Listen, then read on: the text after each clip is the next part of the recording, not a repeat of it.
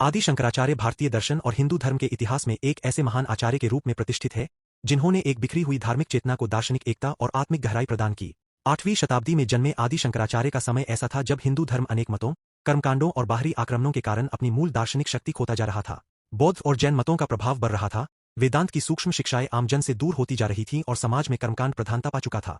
ऐसे कालखंड में आदि शंकराचार्य का अवतरण केवल एक संत के रूप में नहीं, बल्कि एक वैचारिक क्रांति के रूप में हुआ। आदि शंकराचार्य ने अद्वैत वेदांत के सिद्धांत को व्यवस्थित और सशक्त रूप में प्रस्तुत किया। उन्होंने यह स्पष्ट किया कि ब्रह्मा ही एकमात्र सत्य है, जगत मिथ्या है और जीव तथा ब्रह्मा में कोई भेद नहीं है। यह दर्शन केवल बौद्धिक चर्चा तक सीमित नहीं था, बल्कि आत्मानुभूति और मोक्ष के मार्ग को सरल और स्पष्ट बनाता था। शंकराचार्य ने यह स्थापित किया कि मुक्ति केवल बाहरी कर्मकांडों से नहीं, बल्कि ज्ञान और विवेक से प्राप्त होती है। इससे हिंदू धर्म को एक गहन दार्शनिक आधार मिला, जिसने उसकी आत्मिक पहचान को पुनः मजबूत किया। हिंदू धर्म के पुनरुत्थान में शंकराचार्य की भूमिका केवल ग्रंथ लेखन तक सीमित नहीं रही। उन्होंने भारतवर्ष के कोने कोने में यात्रा कर शास्त्रार्थ किए और विभिन्न मतों के आचार्यों से संवाद स्थापित किया।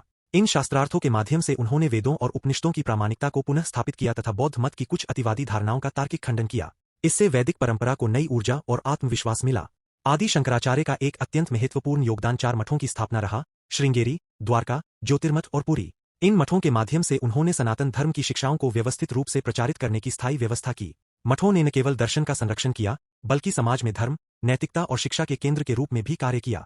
इससे हिंदू धर्म को एक संगठित ढांचा मिला, जो समय के साथ उसकी निरंतरता बनाए रखने में सहायक बना। इसके अतिरिक्त शंकराचार्य ने भक्ति और ज्ञान के बीच संतुलन स्थापित किया।